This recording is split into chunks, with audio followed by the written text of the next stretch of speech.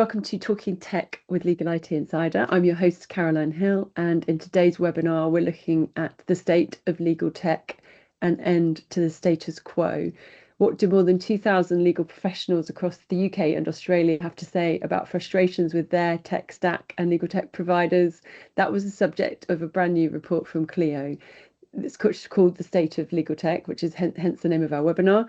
And it looked at pain points that are costing firms and their clients time and money. It covers data ownership, governance, real world challenges that firms face when moving their data or switching providers.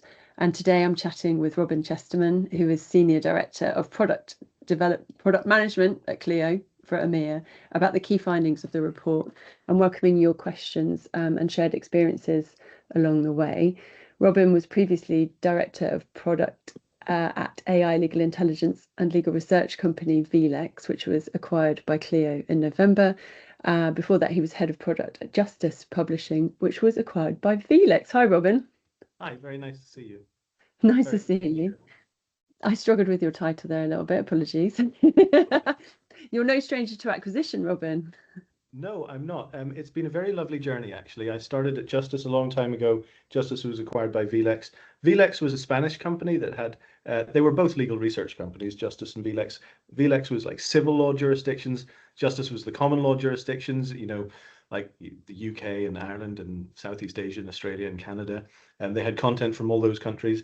And then in 2023, they acquired Fastcase, which had a lot of US content. So very little overlap, like a very satisfyingly small amount of overlap in terms of coverage there. So just if you were coloring in countries on a world map, which possibly the vLex CEO was doing, we've been building vLex were building out quite a big collection there. And of course, that kind of culminated in the big acquisition of vLex by Clio, as they, their big thing was to bring together the business of law, running a law firm, which is what Clio Software had been so well known for such a long time, with the practice of law.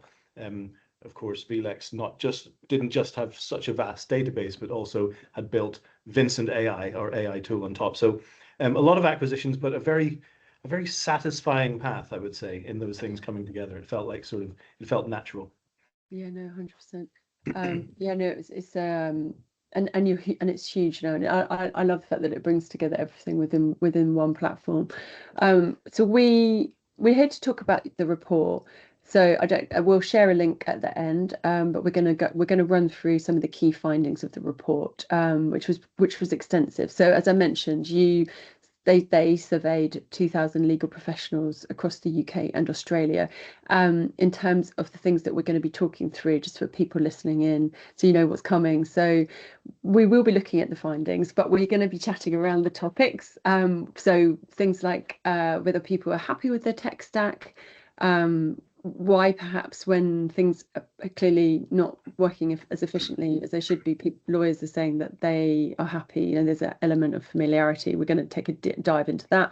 We're going to be looking at the role of technology and growth, and perhaps some changes around adoption with new technology and AI.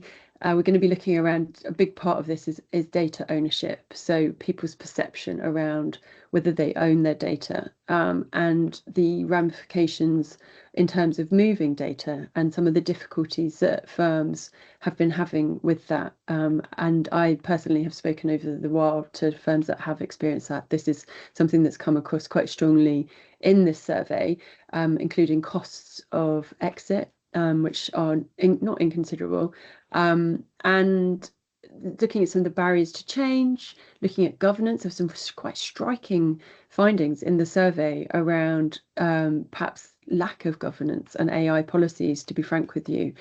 So we'll be having a look at that, touching a bit on cybersecurity and talent as well. So what technology means in terms of talent retention and bringing on new talent, and some of the expectations around that now, for law firms, when it comes to hiring young people, and what they expect in terms of what tech they want to use, really.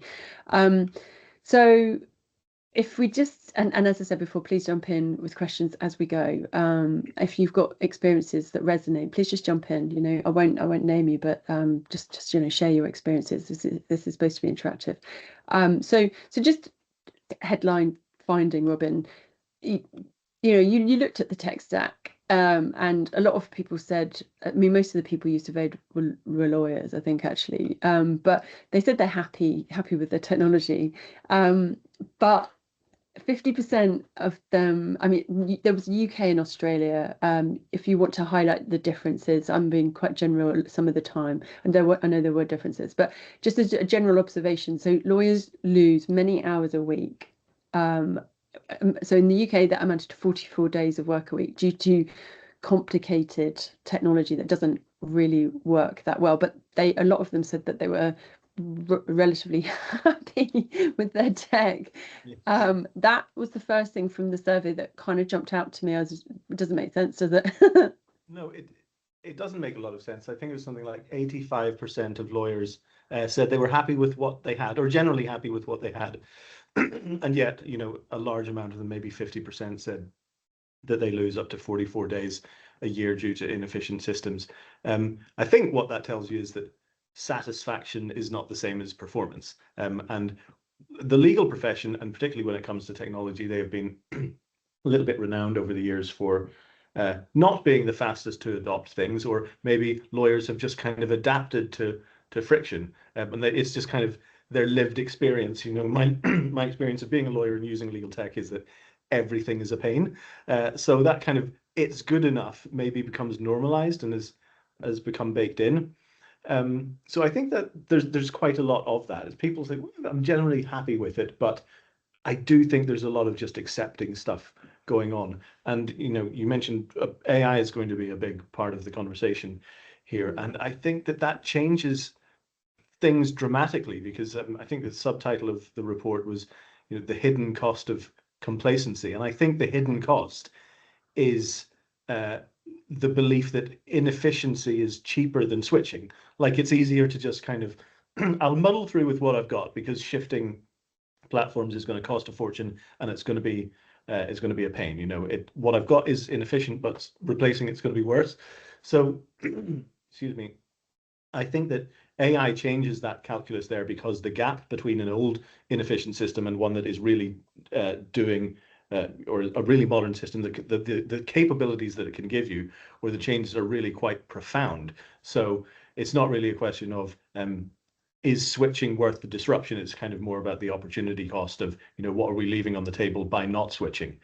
And also, and I think we'll get into this, it's not just that, you know, newer systems that make better use of AI are substantially better than old systems. It's also that AI is going to make it easier to switch. And I think we'll touch on that a bit. We will come to that.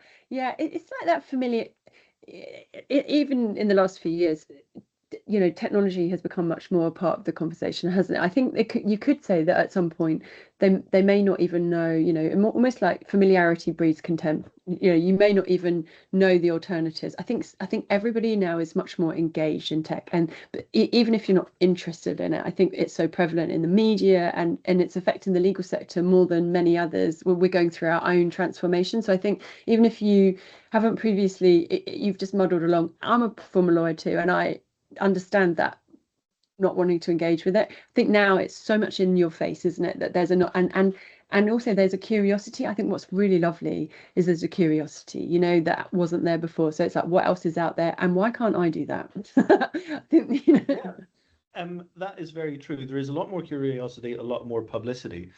But something else that I think is really happening a lot with AI is that it's changing that there's like this classic adoption curve for technology where you have, you know, the early adopters in the latter some long.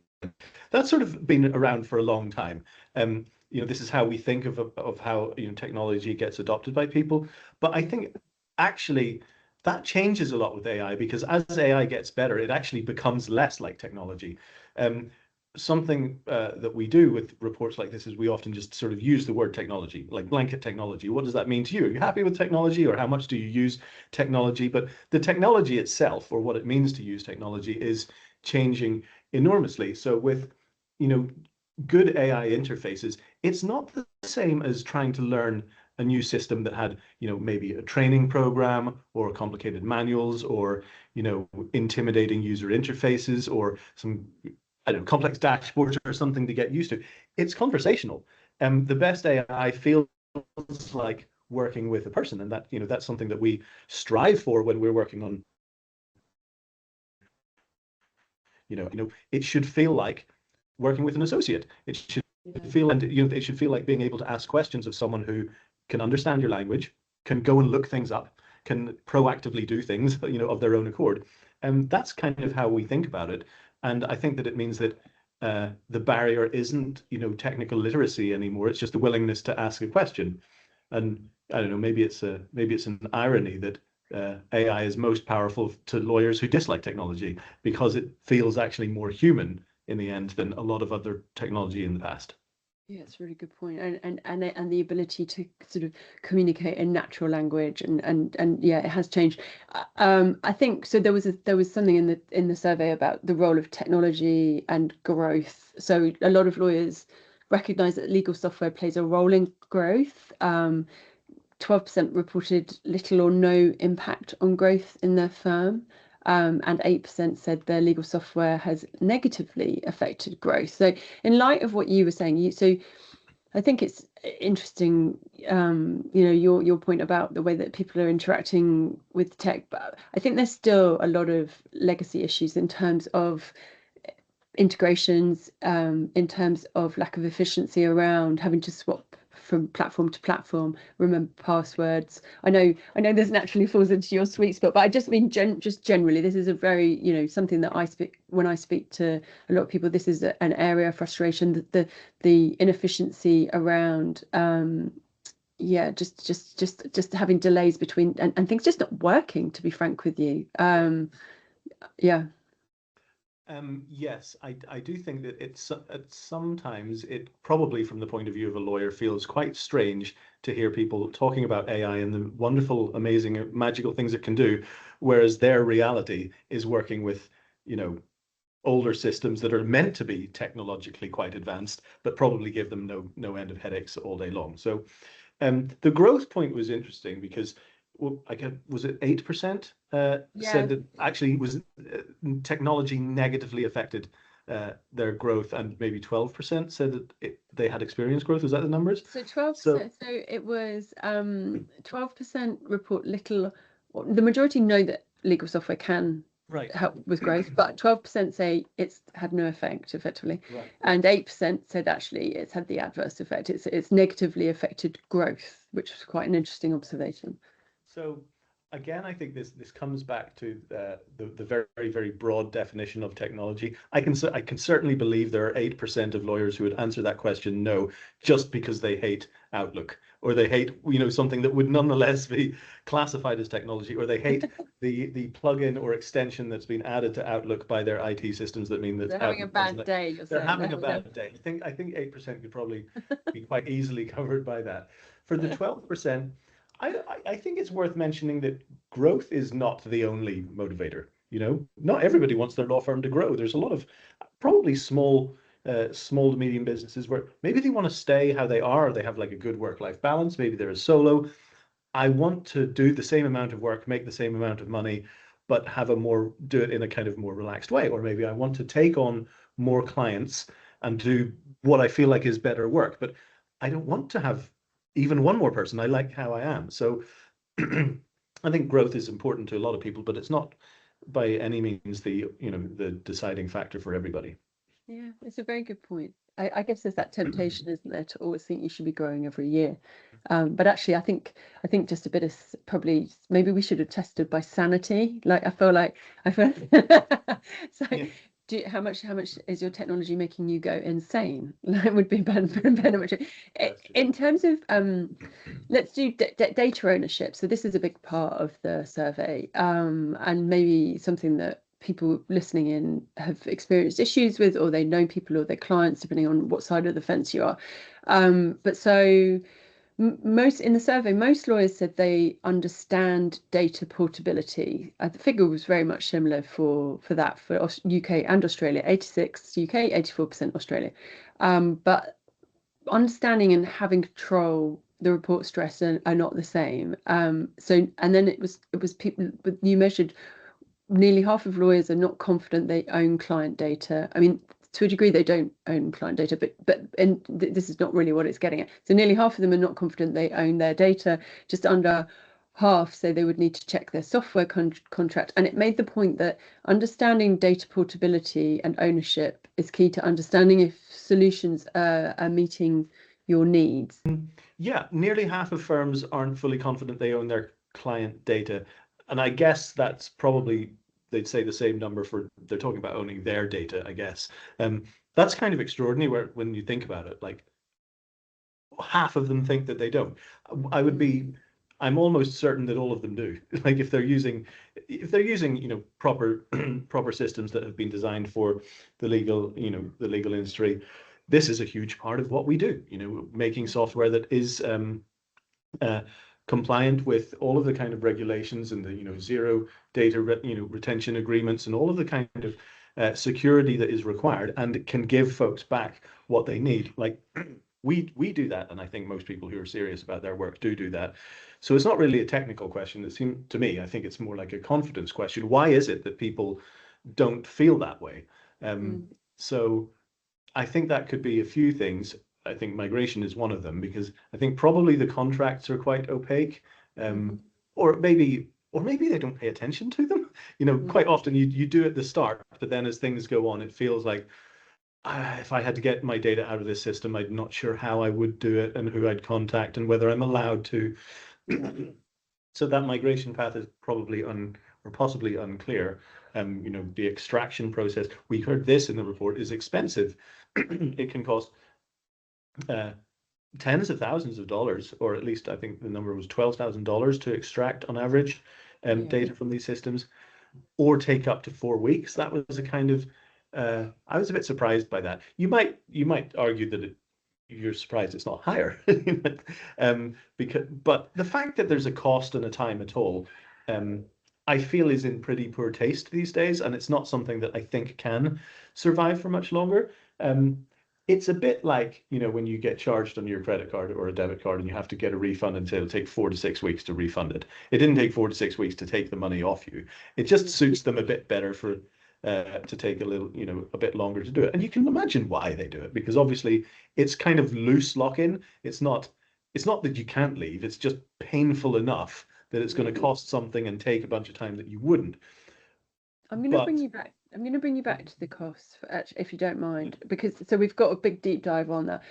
Just in terms of, because I would say that's a sort of something concrete, actually. That is an actual deterrent. I think we sort of start by talking about perhaps sort of slightly softer. Do you think you own your data? And then it talks about the sort of. So we're talking about perceptions. I think the costs, we'll come on to talk about that. And actually, there's some other sort of pretty cold hard facts. But in terms of switching, the survey found that switching often involves high fees, which we'll come on to, and long delays.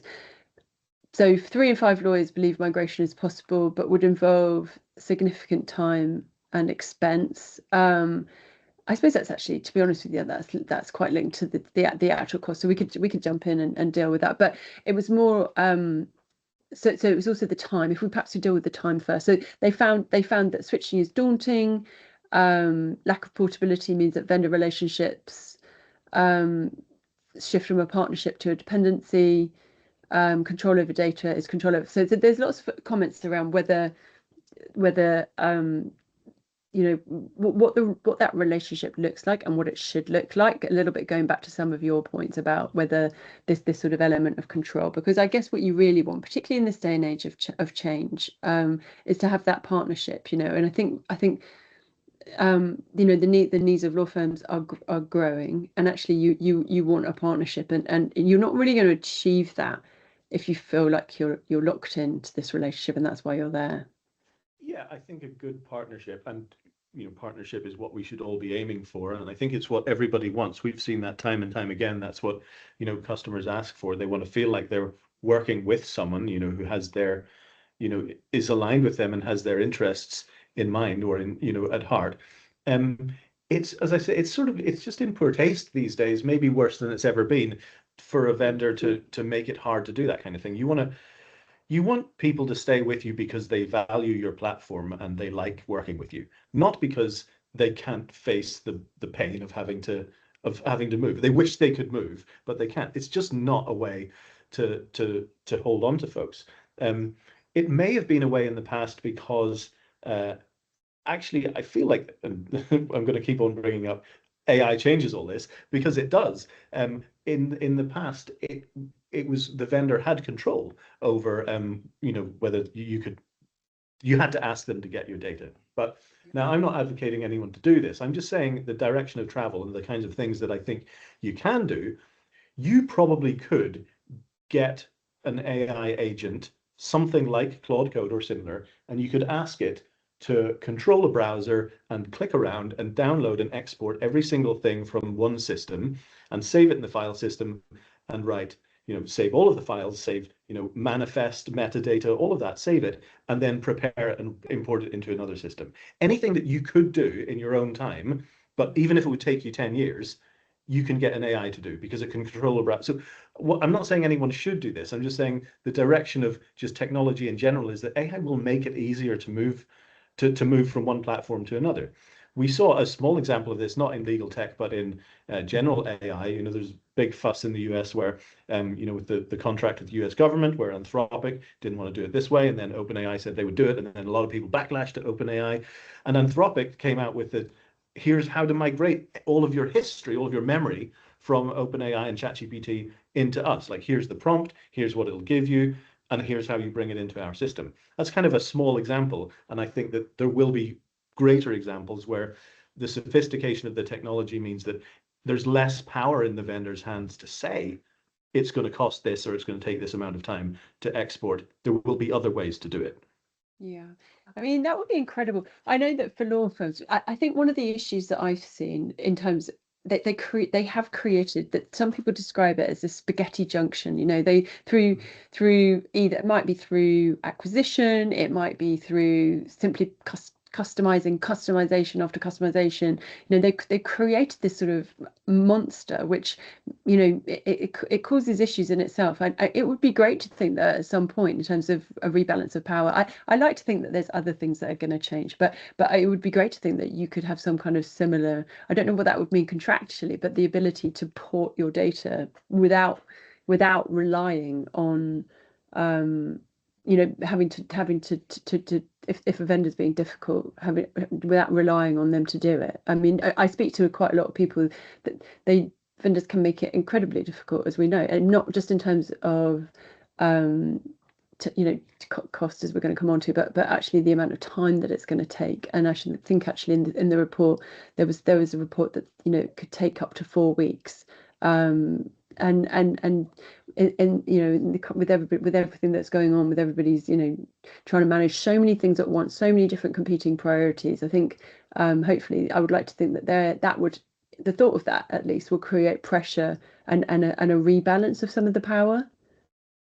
Yeah, I think so. Although I would just pick up on one point there where you're talking about sometimes you're locked in because you have a lot of customization. That in it of itself is not a bad thing. It could be a great thing. If you still have a good relationship with your vendor, it's still providing value, it's worth the money, then great. If it's the more customized it is, the more it is set up to help you run your business. If you invest the time there, I think that could actually be a good thing. So portability is not portability should be there. It should be possible to move if you're not satisfied, but moving around for its own sake is not really what you're looking for. Yeah, no, of course. And then in terms of, so let's talk about costs. So sorry, I apologize, I interrupted you, but because there's sort of other factors as well in terms of like some of this is actually more emotive, but so that the cold hard facts as far as your survey is concerned is that the majority of lawyers reported that vendors withheld or delayed access to their data when their contracts were terminated or renegotiated, and the average extraction fee was in the UK £12,888 on average, and in Australia that figure was 24,861. And the larger the firm, the higher the cost. So 250 plus employee firms can expect to pay over £15,000, and in Australia that was $30,000 roughly. I'll come back to, there's a question, and I'll come back to that in 2 seconds. So does that surprise you? It doesn't surprise me at all, because I know the kind of vendors that exist in the world, but it won't last. I'm fairly certain of that, because I think it's the kind of behavior that you could have stuck around with, or you could have got away with even in the past, where maybe there weren't that many people in the in the market, there weren't that many vendors. There's a whole lot more now. There's a lot more choice. It's just not the kind of thing that's going to fly for very much longer, I don't think. Yeah, I'm not going to lie, that amount, because I know that people feel locked in. That amount surprised me. I actually thought it would be more. I'm not going to lie, because I mean, it's outrageous that it would be made difficult for you. But I actually, to be honest with you, from being working in this market a really long time, I thought it was going to be higher. Is that a terrible thing to say? No, but it really shouldn't be anything. Like that number only exists for one reason, and that's to make it annoying and difficult for you. Because I can understand that cost if this was a one-off and you were the only person who ever had to move, but of course you aren't. They have many customers and ex-customers and people who move around, so they have tools to do this. They've done it before. They'll do it again. It probably takes 5 minutes, if that, and costs them nothing. So it's entirely born out of self-interest. Yeah. There's an observation in the chat I'd like to come back to. So put the point that we were talking about previously, but all of this essentially, this requires some form of regulatory oversight and standardization of these various systems, which can be difficult to achieve as firms want various customizations for each of their departments and specific needs. What do you think of that? It's an observation rather than a question, but it's an interesting one. Yeah, I think how you move from one system to another when they're not standardized is pretty much, it's impossible. It's not impossible, but it takes huge teams, it takes huge programs of work, and a huge amount of planning. It is hard to get anyone to standardize on these things, but I suppose it leads into, and we were going to talk about, governance and as well. People need to understand what's going on with their data and what their systems are doing. And I think that we're way behind where we need to be now with the pace at which the technology is evolving. So that doesn't really answer the question, but it is sort of related. We don't have standardization in the same way that we don't have the kind of the auditability and the governance that you would expect or you would hope for, particularly as AI comes on the scene and these tools get a lot more advanced. Yeah, I do take the point though of the regulatory oversight, and in terms of there could be some kind of like standard, and I'm surprised. I should probably know this given that we're talking about this, but there should be some kind of like standard. From a competitive perspective or consumer perspective. I know we're not dealing with consumers, but that, you can't make it difficult to leave a contract. From a consumer perspective, that exists, right? So and you'd have thought that that would not be too difficult to achieve. That actually amongst businesses, I don't know if that exists. I should probably know. Yeah, no, thing is they can make it so that it's not hard to leave, but I can't see how you can make it an obligation that whatever they give you is in a nice format to help you, No, that's the issue, be able isn't it? to import it into another system. And it's not all systems are equal. You could replace one legal practice management solution with another, but but maybe the reason that you move is because it does something different. It's got a different data model. It's got a different way of doing things and processing things. So some things could be standardized, but then some things just work differently. Yeah, We and again, sorry, you No, say. I was just going to repeat myself, really. Some things can be standardized, some things can't. And it's not really in vendors' interests to spend a huge amount of their time trying to standardize things so that it works with competitors that they never spend any time interacting with. Yeah, it's interesting because in the AI world, as we keep referring to, there's also, there's when you've got when we move into an all AI world, it's really interesting what's happening in the MCP world, where again, people are going to be able to take matters more into their own hands, really, aren't they? They're going to be able to connect systems, and they're going to be able to, I think there's going to be, when you're all in the cloud, I know there's going to be complications. I'm not pretending that it's all like going to be an ideal world, but I feel like things a bit further in the same way as you're talking about mainstream legal tech and some of the examples around Anthropic and OpenAI. I feel like a bit further down the track, some of these situations will be easier to manage from that perspective as well. Yeah, some things will be easier to manage, and some things are a lot harder. So, if we're getting into the area of kind of legal tech versus non-legal tech, I think we all saw Claude release, which I think was basically a 200-line prompt is what they actually released, was a prompt for Claude Cowork, a legal plugin for Claude Cowork. And, we also, the consequences, a huge amount of value blown off the software market, and everyone's wondering if these AI, horizontals are going to come for, vertical lunch. And so what does it mean to be a legal software vendor? It could be any vertical, but particularly in legal, what do we offer that, something like a Claude legal plugin can't? I think that's a really interesting question because the technology is going so quickly, but currently I think we're in a pretty comfortable position. I'm not just talking about Clio. I'm talking about people like us and what I think they can do, and why I think there's still value in these tools. And I think there's at least there's at least 4 reasons. One is to do with client confidentiality. So, of course, everyone knows if you use something like ChatGPT or one of the open models, in a chat interface, they are doing whatever you want with that, with that data. So you wouldn't use that in a professional setting, and we know that. But that client confidentiality problem is also true when you start building more complex systems with, say, something like an agent orchestrator like Claude, using MCPs, connecting to things. Every new integration is a vector for leaking data out. You're going to have to keep track of that. That's hard work. It's really hard work. So I've seen blog posts about, I've run my whole law firm on Claude. That's great. It's not going to work out of the box or without, it's not going to work for everyone, for quite good reason. There's a lot of things you have to do. You have to think carefully about client confidentiality. That was the first reason. The second one is, well, I mean, given that I come from a background of doing legal research technology, having an AI that uses trusted sources in its answer is really, really important. Any question that you ask, the AI should be able to back it up as coming from, here's a source that I can cite, that you can check and you can verify. That feels pretty fundamental to me.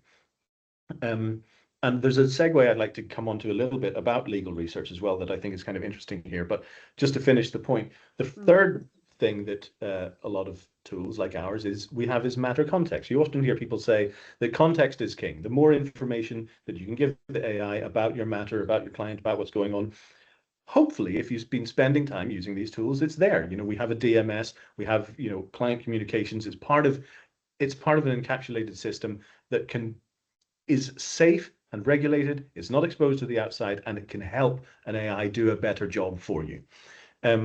And the fourth thing is, we're making bespoke tools and interfaces designed for the things that lawyers like to do. Not everything should be a conversational interface.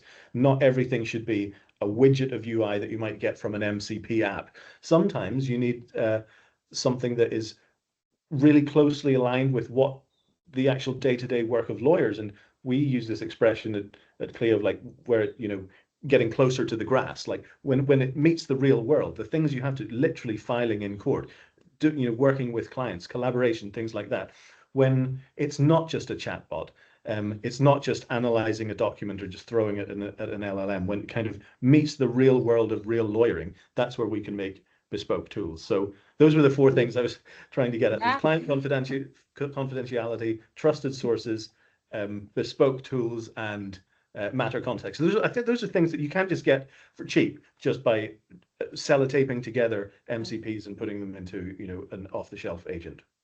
I mean, I've spoken to people who are excited about the legal plugin, particularly in-house, but then I have spoken to a lot of people who I've had some fascinating conversations around the realities of the cost of it, which includes the time, a lot of the points that you just raised, and includes the time to actually, you need the expertise as well. It's not just for somebody who's no tech ability, and then the time and effort it takes to turn it into what you want, and factoring in what the value of that time is, and then also any changes that you have to make when there's changes to the model, and there's lots of it's not just a complete, because a lot of this is cost based, if we're talking, not just talking about this, just generally speaking, and people go, oh, there's a temptation to say, oh, that's going to be the solution, it's much cheaper, but that's not always the case. I think that's interesting. But in terms, sorry, yeah. One thing, I hope I didn't sound disparaging when I said, oh, someone's made Claude that runs their law firm in a blog. I think it's amazing. I think it's incredible the things that people do. I just think there will always be different types of people with different types of appetite for the manual setup or the risk. Or I would prefer to go with something that is, I know how it's working, and I know what I'm getting from it, and I have an agreement with a vendor who can give me some assurances about the safety of what I'm doing. They're good points. So one of the things, so let's come back to governance, which obviously was very much part of what you were talking about, one of the parts. So actually that came through from the survey. So survey says, I don't know which game show that came from. So obviously governance, a huge part. So only 39% of UK firms and 37% of Australian firms reported having strong AI policies and oversight in place. I just found that so surprising. And I mean, in this day and age, so roughly 6 out of 10 firms are operating with partial guidance, limited guardrails, minimal formal policy. And there was an observation that I liked in the report, which I've quoted here: AI is moving quickly, governance is not. I find that a little bit alarming, I'm not going to lie. Yeah, so AI is moving quickly, governance is not. I think it's we see this not just in legal domain, but in the world, as we're watching governments fail to regulate things, regulate AI in a way that we would find satisfying. It is going so quickly that we all should be quite alarmed about it. But I think in the legal context, this just needs to be a conversation between the vendor and the customer to figure out exactly what is satisfactory governance, or what is what do you want from an audit trail from an AI? It's not an obvious question. We know that we want some things, but I don't know. Let me try and think of an example. So if you asked a legal research question, you would want it to cite real sources. Great, that's an easy one. Yeah. But if a large language model creates some terms in a contract or creates a phrase, and you want to know the provenance of that, unless it came from a playbook and you can trace that, or some clause bank or something that you already had, and you can identify that, and only some of it can. Like, of course, people like us and others are building systems that do that. But a lot of what the large language model does comes from its training. And that means its training is model weights that have been derived from all of the, the text of human history. How do you can't audit that. Yeah? There's nothing you can write in an audit trail or a log that explains where that particular sentence came from, unless it was from a prescribed set that you gave it, or that what I mean is there's some things that it can refer to, but there's a huge amount that's just baked into the model that there isn't really anything there. Or maybe for some research exercise, the audit trail would have been 10,000 pages long to answer a simple question. That happens. What these things are doing in the background is insane. So that's not to say that it's not possible. It's just that vendors and the consumers need to figure out exactly what it is that they want, what will be satisfactory in terms of sort of governance and auditability, and what they need to look at. We're talking about things that people 99% of the time will never look at, but need to see. If they need to see it, they need to see it. There's no question about that. So just figuring out what it looks like so that everyone is sort of satisfied with what we're producing. And I think that just means that your governance approach is not it's not a policy PDF. It has to be like the product architecture. It has to be baked into the product in some way. And how we do that, the user interfaces, the dashboards, whatever it is that we make for people to be happy with how their lawyers and people at their firm are using AI, we have to come to a consensus on that. And this is something that we spend a lot of time doing, is trying to make those tools And we're figuring it out at the same time as everyone else. We hear a lot of this is important, but we have to get deeper into what is important specifically, because it can't be everything. Yeah, so many good points. You've got to have that explainability and I guess auditability. And the other thing is that if what we're seeing a lot of, no doubt you're having these conversations, if you don't, you've got to think about shadow IT. So you've got to provide sufficient technology and policy, the policy particularly around what you're allowed to do and not allowed to do. And otherwise people will be using technology, whether you like it or not, outside of, in a way that you don't want them to be doing. And we're seeing this all the time because it's, this is the kind of, again, we've touched on this sort of mainstream tech, people enjoy using great tech, and it becomes quite addictive, I think. So I think you really have to, I think I understand what you mean about the regulator, and the regulator, I'm gobsmacked by how, there's such a gap right now. I guess for firms themselves, they just have to have, they have to have clear guidelines at the very least, don't they, in terms of what you can and can't do. Yes, and I think that they need, when creating those guidelines, they need to allow or need to encourage the use of technology that is sufficiently advanced that it is a viable or compelling alternative for someone to use a tool from someone, not Clio, could be anyone like Clio, anyone that's doing something, but it has to be sufficiently advanced to make it as compelling as using ChatGPT, because these things are crazy and they're so easy to fall into. I'll just ask you a quick question. This is the shadow IT thing you're talking about. I'll just use it. Let me ask you a quick. I won't mention the client. Let me just ask this quick thing. That was a good answer, and it told me it was a great question. You know how these things flatter us. I'll just ask a follow-up. I'll just keep on going.